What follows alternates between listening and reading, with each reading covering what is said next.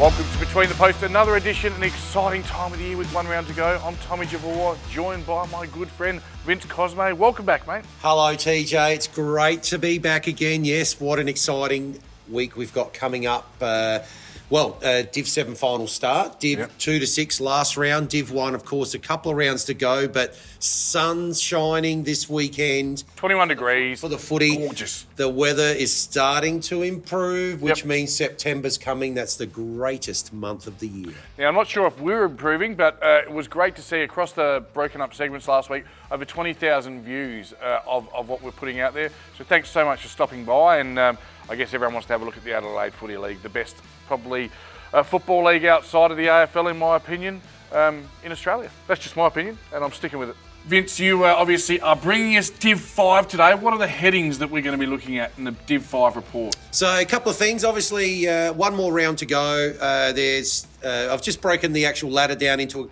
3 or 4 segments. And a couple of interesting games coming up in the final round that will shape the bottom part of the top 5. Let's have a look at what we've got on today's show. Of course, I'll have my Division 1 report. A big thanks to everyone that supports me with that. All the commentators, yourself, Jack Moore, Adam Jeffries, the Joff, the great Phil Hurden, Rebecca Boom Boom Northcutt, and so many others, Jad Gosson, Gouldy, the whole lot of you make this show very good, my report very good. Beck will do her Div 1 report. The Farmers Elite Coach of the Week. Vince, what else we got, mate? So I will talk a little bit about Div 5. As mentioned, we've got, of course, the goals and the marks of the week. And as we've also previously discussed briefly, what caught our eye? Beautifully done, Vince. We're back with all that and much, much more on this week's edition of Between the Posts.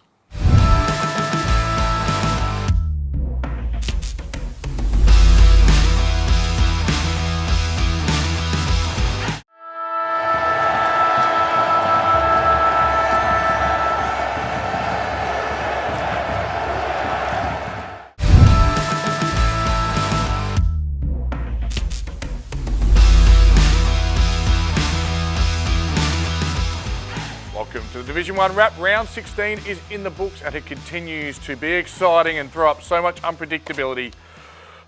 The bottom half of the table, it's anyone's guess now. I can't get it right. Yesterday at Pertaringa, it was Tea Tree Gully taking on Brighton. Tea Tree Gully 7-11-53, Brighton 10-8-68. A 15-point win there to the Bombers. Well, Luke Brown, he kicked 2. Jake Tarker kicked 3. They were all in the first half. But let's have a look at something you might have seen already, but it's worth a look in its own standing. Jake Tarker, the Neomorph mouthguard player of the day. Have a look at this mark. From the Henley Sharks, one of 2 new players. Interesting, Brighton have had... Oh, my goodness! Jake Tarker is taken off. Wow. Deserves a goal, Phil. Hopefully he can slot it. He does. He's kicked 20 for the year, played every game, and Encounter Bay Junior, played league footy for South. Don't remember him doing that for the Panthers. Can he convert? He can. So the player we're going to have a look at in footage today is Jarman Segal. His intercept marking was elite and made him the best player on the ground.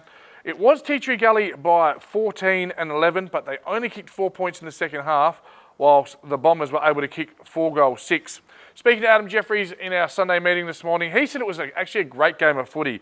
Big hangers, huge bumps, and a pleasure to commentate. It felt like an elimination final with just that spring feel in the air and both teams playing with so much on the line. Interesting statistically now, Tea Tree Gully, they are a little bit of the story here. Whilst Brighton deserve all the kudos because they've kicked straight and won a game to get themselves out the relegation zone, Tea Tree Gully find themselves now sitting 10th. This is a team that made the preliminary final last year. And you look at it and you go, how has this happened? Their last 8 losses have become in a row after being 4-4. They are 0-5 in matches under 10 points. A damning stat indeed. There's a few prizes to get to, so let's get through them. The Moseley Voucher Best Team Player was Jack Loy for his job at fullback. Whilst that man, we've already mentioned Jake Tarker, but the man that took home all the spoils was Jarman Segal. Better players for Tea Tree Gully that don't get in the votes was Breeden for his on-ball role and White, who was very good. For Brighton, Dixon played a great role, Higgins, and Ty Murphy playing a swingman role was elite. The votes, 1 vote to Jack Loy from Brighton, 2 votes to Blake Penny, who was simply outstanding in ruck, and 3 votes to Jarman Segal.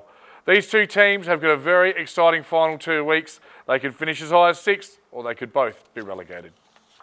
Let's get on to our next one now. It was St. Peter's and Broadies. Again, all the games broke up, so they were all playing each other 1, 2, 3, 4, 5, 6, and the bottom 4. It was Spock at Caterer 14-9-93, Broadview 12-10-82. Both Johnny Reid and Johnny Boris, the two Johnnies spelt differently, kicked 5 goals respectively for their team. But the star of the show was from St. Peter's, Ed Allen. The thing that probably made the difference was Spock, again, starting with 6 goals. They went bang, bada bang, bang, bang, bang, bang, whilst Broadies kicked the 5 points. Broadies fought and clawed and clawed and clawed and actually got themselves back up to a 6-point three-quarter time lead.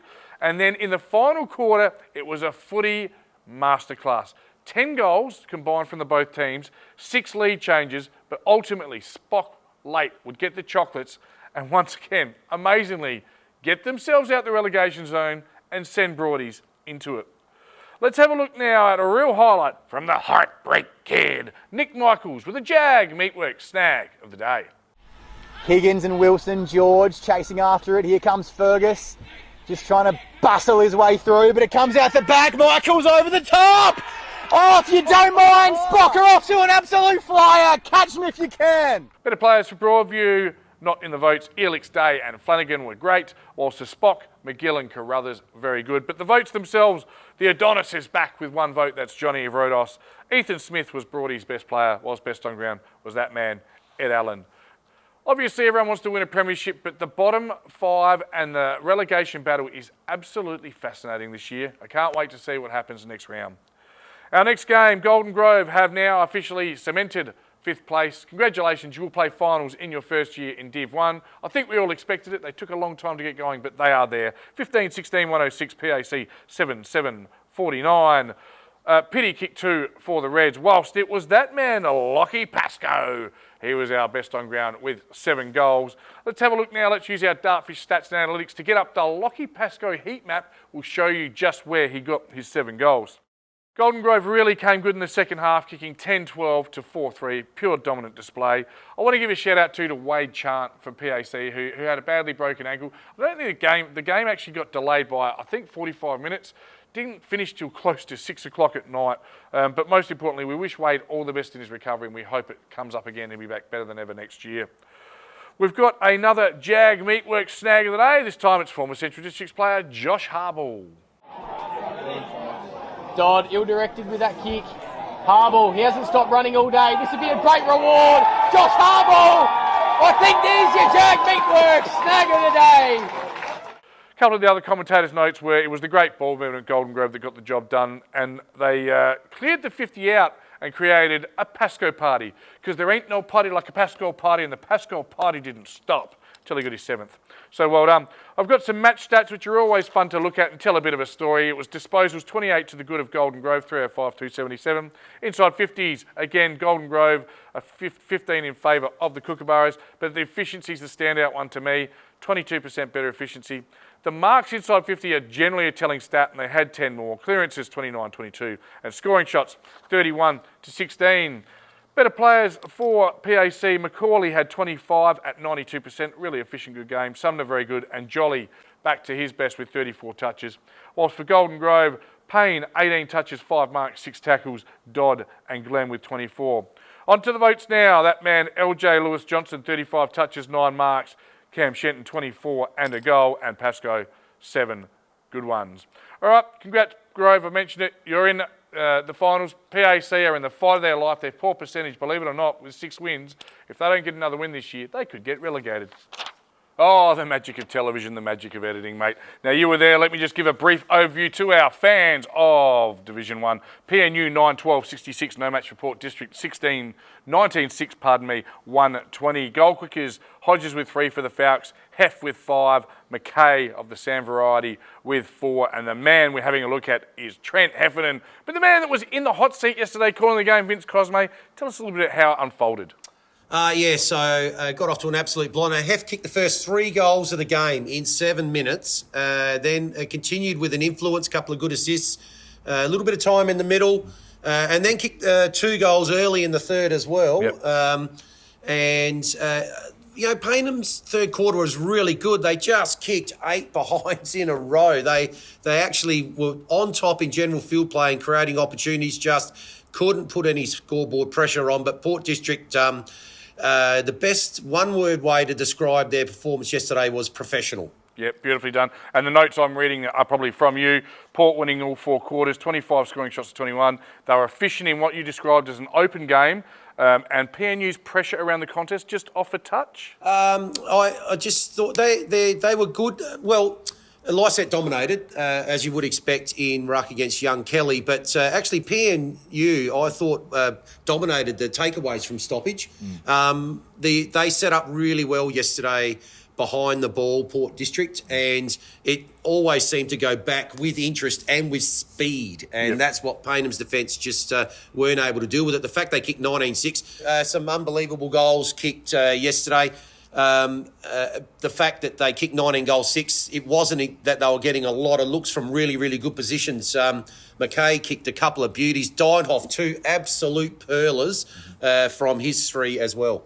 Yeah, I guess the other thing with Port kicking 6 straight goals in the opening quarter, they're going to be a very hard team once they get on top of you to catch up on. That's my theory on Port. If they get on top, look out. Let's have a look at some of the better players that don't make the votes for PNU. Wagner and Kelly obviously tried hard. The Gaffer boys hit a bit of form, both Jack and Cooper being highly rated by Coach Rammer. But the votes awarded by you yesterday, I assume, were they? Yes, well, myself and young Lachlan as well did a fantastic job. So that man, former Port player Sam Gray with 1 vote. Deinhoff, who you mentioned, who had a beautiful game, kicking 3 goals. And the Hef, best on ground. Now, while I've got you here, a couple of things about Div 1 you wanted to have a quick chat about as well. Well, yeah, it's an unbelievable finish to the season. I'll tell you what, the WWE couldn't have scripted yesterday any better. Telling me WWE scripted? Behave yourself. Let's just face it. 1v2, 3v4, 5v6, and all with 4. ramifications. And the bottom 4 separated by 2.4% and just the 1 game before yesterday. What an unbelievable round of football it was. And there's not a game in the next 2 weeks that doesn't have something on it. It is quite brilliant, what isn't a finish. No worries. Vince, before you go, I like to put the acid on. 1 word tip, please. Div 1 Premier will be... Glenunga. Are we? Fair enough. Beautifully done. Thanks for joining me, Vince. I'm going to get you to just disappear. Thanks for that, Vince. Beautifully done. It's always great to hear it from the commentators who supply me the notes and help me out so much. Our last game of the round was Sacred Heart and Glenunga. It was at Sacred Heart. 1v2, grand final preview based on what you see on the ladder. A lot of people saying that as well. Well, Glenunga smoked him, 75 points. Shock 3-9-27, Glenunga 16-6-102. Kakuro kicked 2 in his 150th game. Congratulations on your 150th, Tristan. Whilst for Glenunga, that man Abe Davis kicking 6. But best on ground for the Rams was number 5, Decky Fay, the boy from the North Adelaide Roosters, having a very, very good first year for the Rams. The commentators gave me some interesting stuff. Glenunga kicked 5 straight goals in the first quarter and the fourth quarter. That's 10 goals across those 2 quarters. That's probably enough to win a Div 1 game these days. Sacred Heart held goalless in the second and the fourth. It was a 4-quarter effort, and they increased their lead at every change, as they so often do. Speaking to Nathan Grimer this week, I said to him, I don't know what you've got to gain out of this game. They've got a free hit at you. I find it a bit of a danger game because they'll get a look at you. And they went in with the goal to score 100 points this game, even at the risk of conceding. Well, they scored 102, so they met that goal against the best defence in the competition. Let's have a look at some of those better players for Sacred Heart. And they only named 3 online, which is probably a bit of a message from Coach Alex Collotto. Rankin, Boyle, and welcome back Beau McRae. He had a horrible knee injury last year. It's great to see him back and in the best players. For Glenunga, West, Bilby, and the return of the Roach, Nick Wunke. Again, just another feather in the bow of Glenunga. But the votes today, Charlie put in 1 vote, 2 votes to Abe Davis and 3 votes to Decky Fay. Abe Davis didn't win another pair of Archies this week. I reported he had 26 pairs. He actually doesn't. He has messaged me directly and said all his Archies have gone missing. They've been stolen by Coach Nathan Grimer. So a bit of controversy just there. All right. Let's have a look at the ladder, and my goodness, I'm going to skim over the top end because it's the bottom that's interesting. Glenunga and Shock, we know they're finishing 1 and 2. Port and Paynham is the real battle. Who's going to get the double chance? Golden Grove, 5th spot.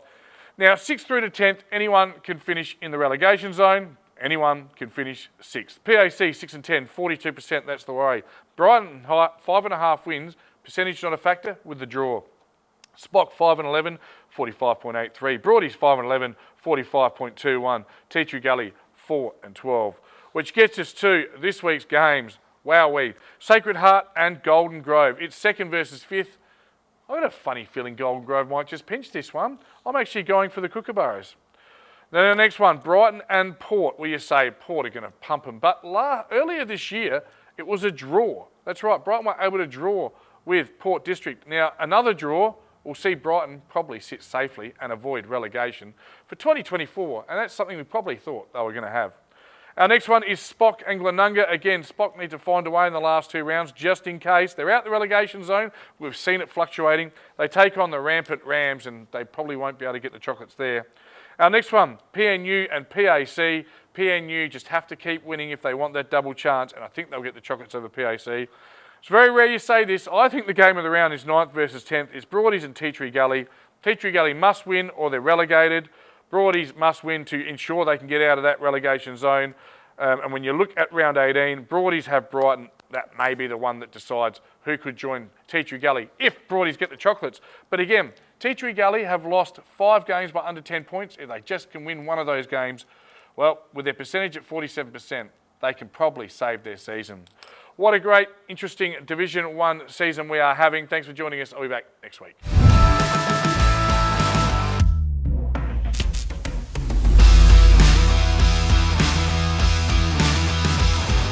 Get a quick and easy low-rate car loan from Police Credit Union today.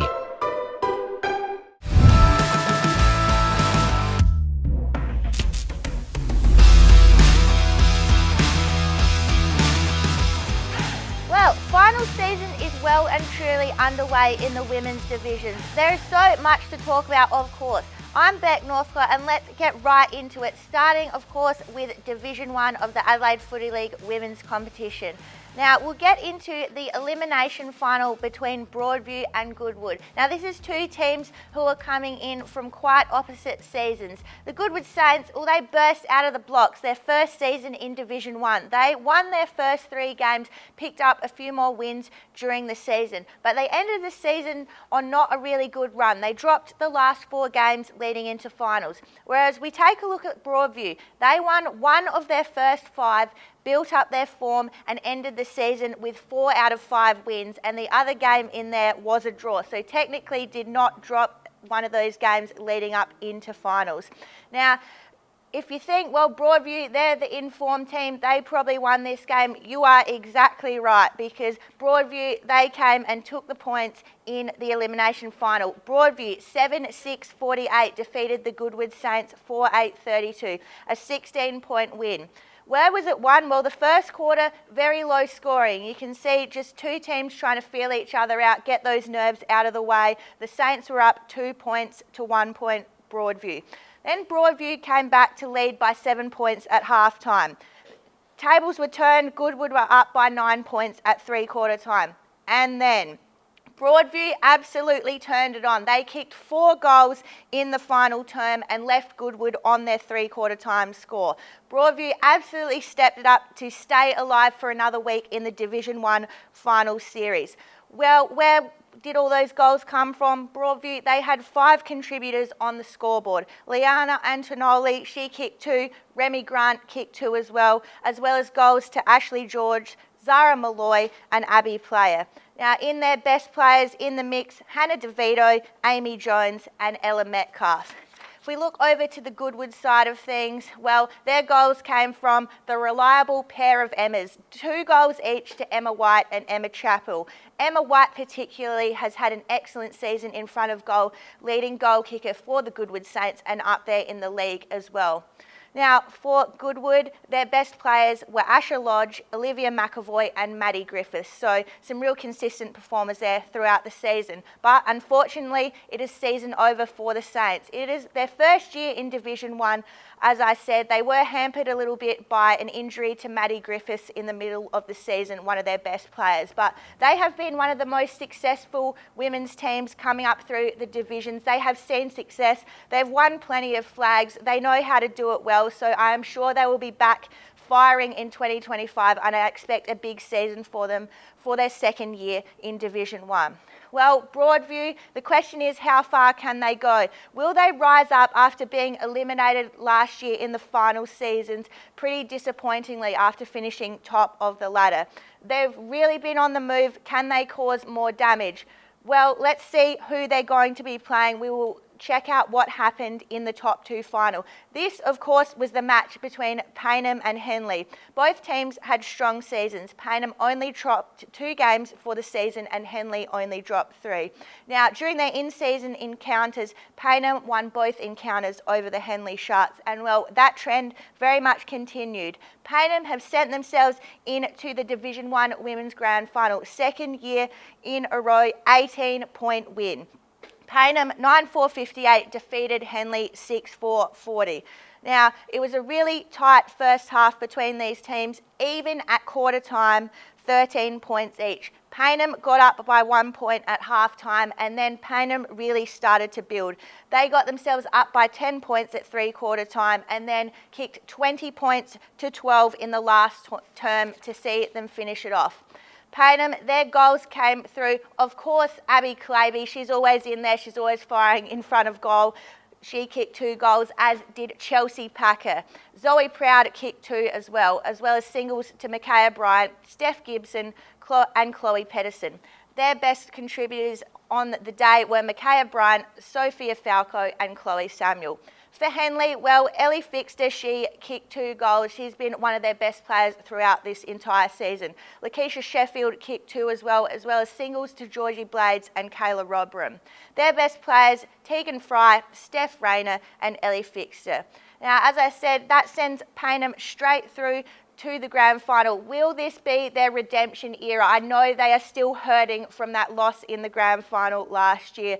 They got the pressure off for this week. They're straight in. They can just get training and wait and see who their opponent's going to be. Henley, they're still alive. They have set up that encounter with the in-form Broadview. I think this is going to be a case of who wants it more and who is going to bring it on the day. Their record throughout the season is 1 win each. The most recent win going to Broadview. As I said, they've been in ripping hot form. I think it's going to be a really good showdown to see who is going to face Payneham in the grand final for Division 1. Now, just quickly to the Division 1 reserves. Well, it was a massive day for Broadview overall because they had a win in the reserves over Payneham, so they go straight through to the grand final. Also a win to Golden Grove, who defeated Henley by 13 in the elimination final. So we will see Payneham and Golden Grove facing off in the prelim next week. Now over to Division 2, and it is all happening there in finals week 1 as well. In the qualifying final, Hectorville defeated Happy Valley by 24 points. Now Hectorville had not been able to get near Happy Valley all season, and they had a strong win, get themselves straight through to the grand final. In the elimination, Hope Valley defeated Tea Tree Gully by 8 points to set up, of course, the Battle of the Valleys next week, Happy Valley versus Hope Valley. In the Div 2 Reserves comp, Tea Tree Gully sent themselves into a grand final with a 32-point win over Happy Valley. In the elimination, Hectorville defeated Flinders Park. So the winner of Hectorville and Happy Valley will face Tea Tree Gully in that grand final. Now, of course, in Divisions 3 to 6, we had all prelim finals this weekend, so the grand finals are set. In Division 3, there was a bit of an upset in the prelim. Anglevale, who finished 4th on the ladder, defeated Brighton, who finished top by just 2 points. It was a low-scoring thriller. Anglevale held on, so they are into the grand final. That grand final will be between Eastern Park and Anglevale, of course. In Division 4, well, another team has come from 4th to get themselves into a grand final. In an inaccurate Scotch, well, they still got themselves a 10-point win to defeat Modbury. So the grand final will be Mitcham versus Scotch. Now, in Division 5, an unfortunate injury run ended Salisbury's season in Division 5. Left with only 13 players to field in the final, they unfortunately had to forfeit. So that sent Edwardstown into the grand final to take on Athelston, who have been undefeated throughout this season. Finally, in Division 6, Houghton Districts defeated Salisbury North by 31 points. They will head into the grand final against Marion. So just a quick recap because there was a lot going on there. Division 6 Grand Final, Marion and Houghton Districts. Division 5, Athelston versus Edwardstown. Division 4, Mitcham versus Scotch. And Division 3, Eastern Park versus Angle Vale. So after next weekend's 4 Grand Finals, we will have 4 new premiers in the women's divisions. How exciting. Then, of course, on the same weekend, Division 2 prelim, Happy Valley versus Hope Valley, and Division 1, Henley versus Broadview. So tune in back here next week for a wrap of all of these results. We will talk about all the exciting grand final winners from Divisions 3 to 6, and we will of course have a massive preview of the Division 1 Women's Grand Final. Keep an eye on the Adelaide Footy League socials for details about upcoming streams, and if you're going to be at the Women's Grand Finals, I'll see you out there. If not, I'll see you on Between the Posts next week.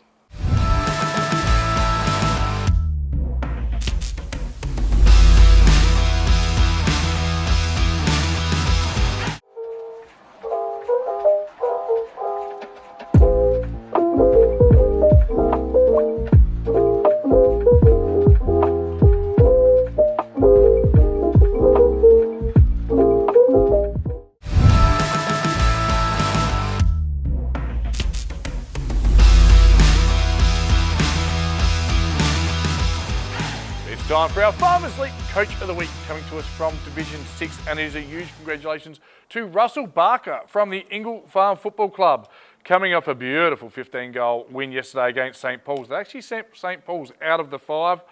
In the first year in the division, Russell's described as a wonderful club man who's been around for decades. He's performed multiple roles and is enjoying his first year as coach. He's, of course, as well, the 2013 Premiership captain.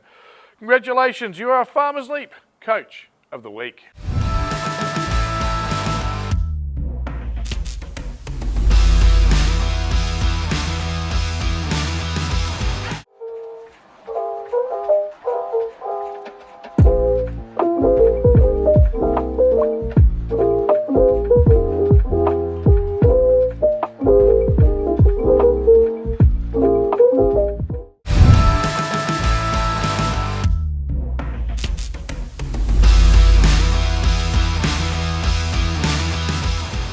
Div 5 fans, it is time. It's here, the final round of the year, so we need to have a very close look with Vince Cosmai.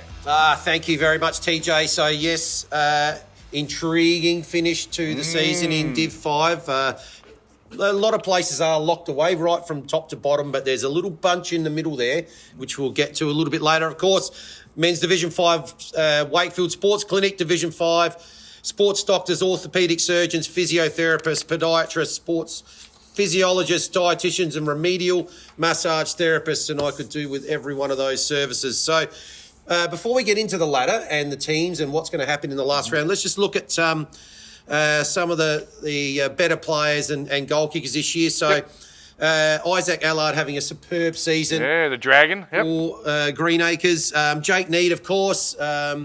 No need to talk about his credentials. No need. Very good, Vince. Thank you, Jake. Kai Dean doing very well. And then a couple of players at Blackfriars that have really stood up for him this year. Matthew Brincat and Joshua Grantham. Yep. In terms of goal kickers... Can I just jump in as well? Yes. Matty Brincat, big shout out. Probably a decade and a half of service for that club. He does things on and off the field, and he still fronts up every week. They've had a tough year, but in the best players 12 times. You can set your watch by him, Matty Brincat. Huge wrestling fan like us as well, so absolutely. Well done to the big cat. Absolutely, and of course, major goal kickers, Maxwell Smythe. Well, he was actually... Agent 86, yes, Maxwell Smythe. Thank you. And how many is he on, Vince? 86, exactly. There you go. There's a nice little segue. He was behind Joel Aish 7 weeks ago, and he's actually then... Come with the Thunder. Yeah, come with... So he's got probably a minimum of 3 games to go. Yep. Probably going to kick his 100 the way he's travelling at the moment. The way he's been going the last few weeks, absolutely. And a little bit of talk about Centurions coming up a bit later in what caught our eye. So Aishi, yes, at Pulteney was 62. Matthew Gibson from Greenacres, 55. Terence Malera from Portland, 52. And Lucas Spiniello from Mitcham, also kicking 51. They're the players that have broken through the half-century mark. The only interesting thing for me as well regarding goalkeepers that we haven't mentioned there is Colonel Light Gardens, who currently sit top, have got the two, I don't know if they're twin towers, but they've got the two key pillars, Patterson and Brigioni, with 46 and 42, 88 between them. Again, we've had other experts come on and say it's actually better to have a spread like that. So time will tell how that one plays out. It's beautiful, Vince. Now, I know next up you can do the ladder. There's just something I need to say about the ladder. So probably anyone in Div 5 would know this. West Croydon will not be competing for the rest of the year. So they are closing out the year with 2 forfeits and finished the season on 0-18. Colonel Light Gardens have already been credited their win, 127-0 for round 18, which just makes that ladder look, you can see there's an uneven amount of games. Everyone else having played top and bottom having played 18, the others having played 17. So top spot still is up for grabs, mate. I'll throw back to you. I'm not going to pass comment on the details. That is available. There's official statements out. But we just hope West Croydon can bounce back and be back better next year. Yeah, absolutely. We've seen it across teams before, and they've been able to do magnificent turnarounds. No better than Kilburn. 100%. Yeah. Having a very, very good backup season after taking out this division last year. So, Mitcham and Colonel Light Gardens, clear leaders for mine and favourites to head up to Division 4. The next bracket is the intriguing piece that we've got out of the puzzle here. So the chasing pack of 4 from Marion through to Pulteney, Marion, Greenacres, Woodville South and Pulteney. So Marion, who are third, they host Pulteney next week. So if Pulteney can get over the line, and that is combined with a Woodville South loss away to the league, Mitcham. Well, Mitcham go top if they win it and get right. the week off. They will be they will be going all guns blazing. Absolutely. So the Marion Pulteney one, wow, that's a big game, that would see Pulteney snatch an elimination final spot away from Woodville South. So that's the intriguing part to look forward to for the final round. Great that's still open and providing that interest. We've got the Twilight Zone there with Portland and Trinity, well and truly safe, but unable to make the finals. And Blackfriars and West Croydon will be in Division 6 next year. Portland and Trinity playing each other, correct, this week for the Stiff Shizzle Cup, the battle for 7th? You can't play for draft picks, so you might as well play for something. Always nice to go out round 18 for a win. A couple of quiet froths at the club. Thank go you. astray. Afterwards. That's right. So absolutely going to be a fantastic round. Very much the eyes will be on the games that affect those couple of spots. Well, the 5th spot there with Pulteney and Woodville South either being able to take it. So, question without notice. Yep. I'm sorry to do this to you. One word answer: Marion or Pulteney? Marion. I'm taking Pulteney to pinch 5th spot. I think I've just got a gut feel. I've got a fair bit of guts going on, so it's a good feel to have. I think Pulteney are going to pinch 5th. Yeah, and that's fair enough. I suppose Marion are in. Oh, they're sort of locked in 3rd with a decent percentage. Nothing to play for over Greenacres. So I suppose it's just going to be a little bit about momentum for them, whether they see that as a good way to have a solid hit out, which they'll probably get from Pulteney anyway, and see if they can see who they'll be playing out of Mitcham and Colonel Light Gardens the following week. Yeah, beautifully done. So thanks, everyone. The next time I'm on, I think, is in a couple of weeks, ready for finals. Bring in all the experts like yourself to discuss the finals. This has been the Div 5 Wrap with the great man, Vince Cosmai. We'll be back with more Between the Posts.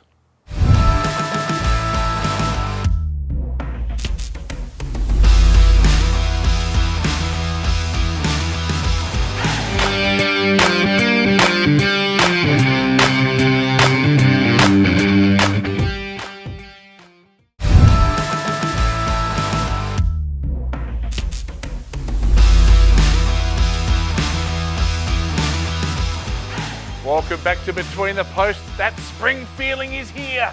So the boys are flying higher. The goals are getting better. Let's have a look at our goals and marks of the week.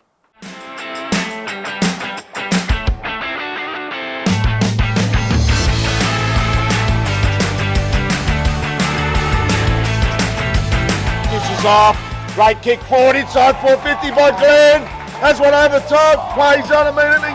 McKelvey! Right foot snapper! What a magnificent goal from McKelvey.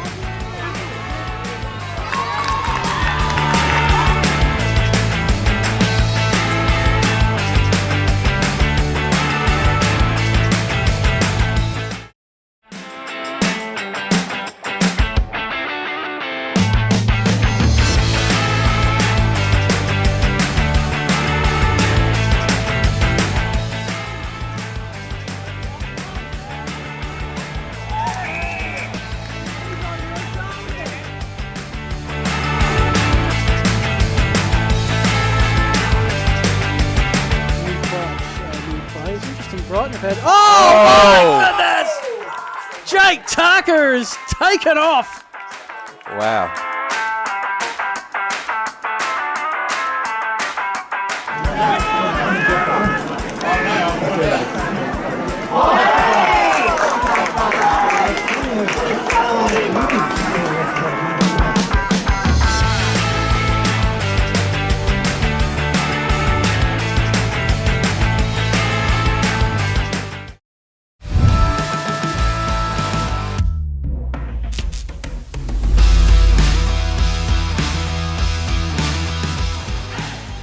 Welcome back to Between the Posts. It's time for What Caught Our Eye.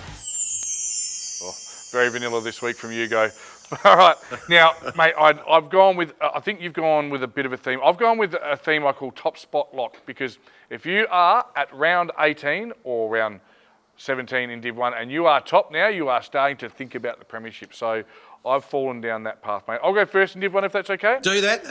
I've gone down the path more looking at season rather than yesterday. Beautiful. Okay, that caught your eye. Well, it was pretty easy. I thought it might have been a grand final preview. 1v2, Sacred Heart taking on Glenunga at Sacred Heart.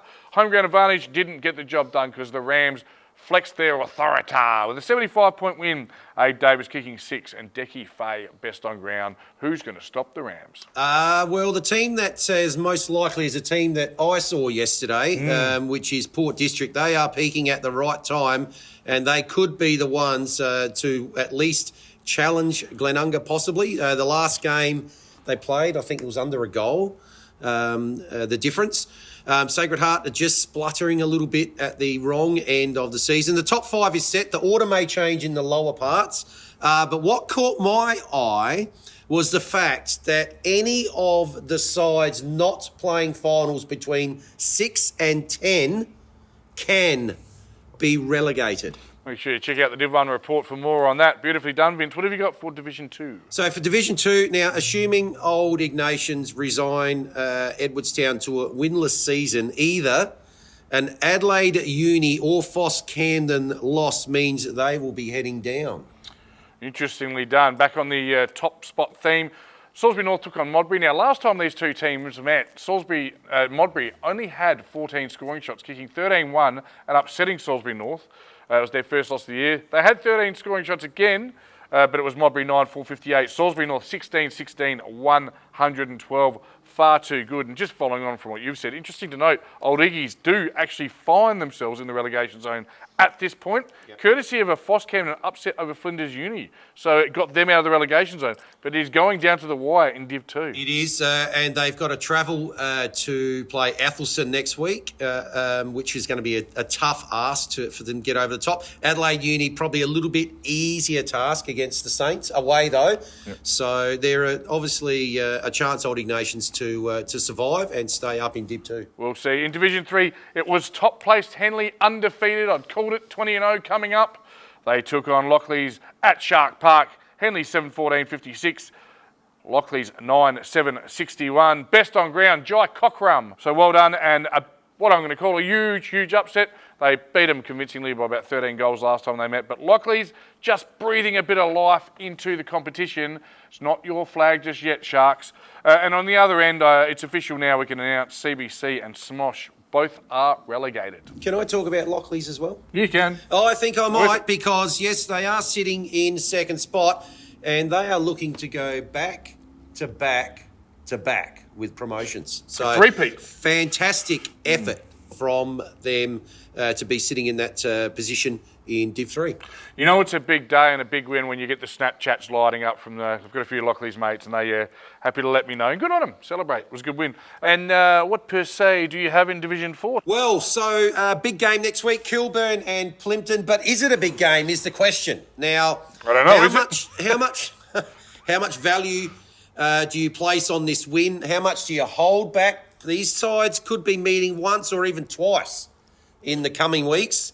The other intriguing thing in this division, there's obviously been a couple of teams that have struggled quite a bit, but the leading goal kicker in this division only has 69 when there's been a lot of big scores kicked, and you would have thought some bags would have come out of that. So even spread there with goal kickers, 69 is the leader. Yeah, nice.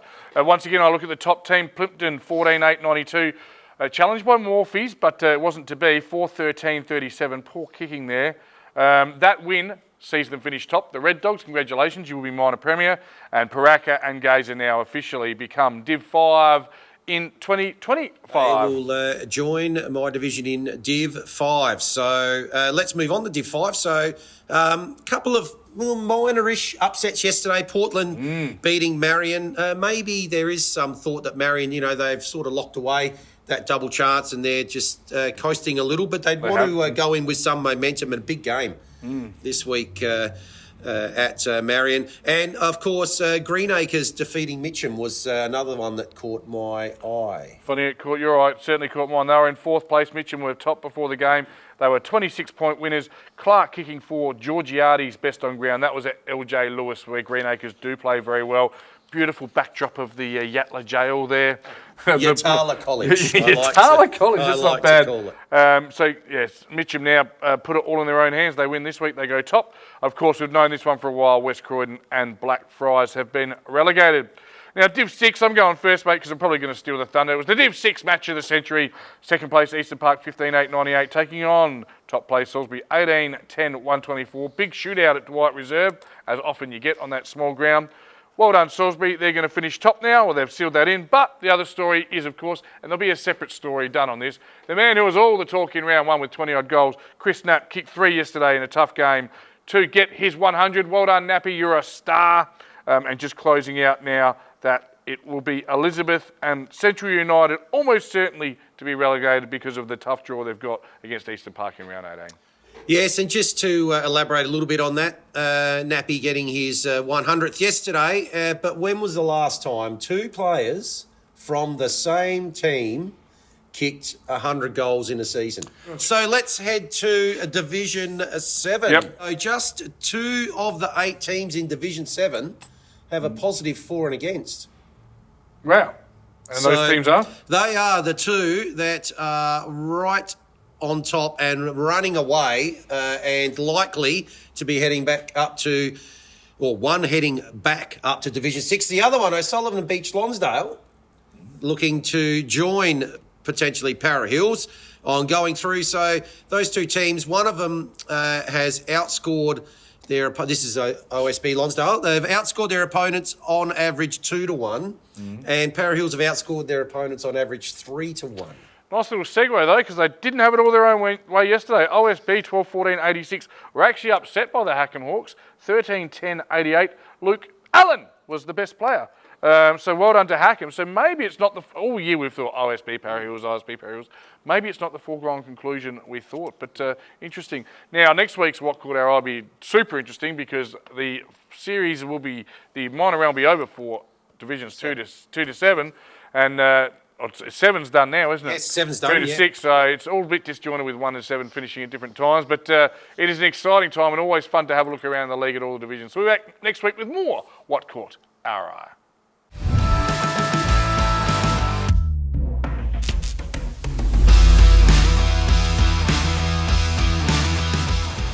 Welcome to Between the Posts, another edition, an exciting time of the year with one round to go. Have you had some fun?